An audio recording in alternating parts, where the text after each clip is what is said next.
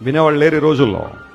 నీ బాధను అర్థం చేసుకోవాలి ఉండకపోవచ్చు, నీ స్థితిగతులను అర్థం చేసుకోవాలి ఉండకపోవచ్చు, కానీ బైబిల్ సెలవిస్తూ ఉంది, Jacob, I will never leave you. నేను విడిచిపెట్టను, నిన్ను విడిచిపెట్టే ప్రసక్తే లేదు.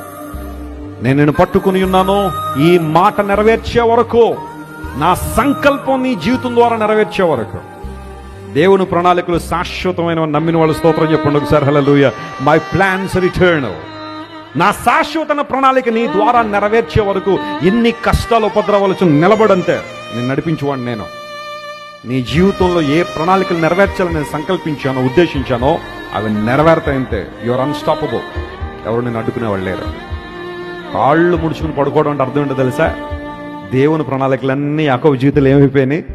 నెరవేరిపోయినాయి. ఏమీ లేవు ఇంకా నెరవేరడానికి భవిష్యత్ ఇంకేమీ లేదు. అందులో బట్టి దేవుడు, Jacob, it's time to come to మీ.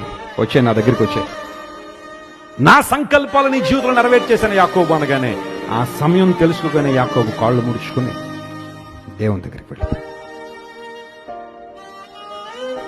ప్రపంచంలో ఎవ్వరు నిన్ను చేదరించినా, ఎవరు నిన్ను ఒంటరిగా వదిలేసినా, ప్రభు నిన్ను మాత్రం విడిచిపెట్టేవాడు. Be focused on him. ఆయన మీద మాత్రమే దృష్టి నిలిపో. ఆయన నీ స్నేహితుడు, నిన్ను ప్రేమించే దేవుడు ఆయన. యాకోబు జీవితంలో దేవుడు తన సంకల్పాన్ని ఏం చేశాడు? నెరవేర్చాడు.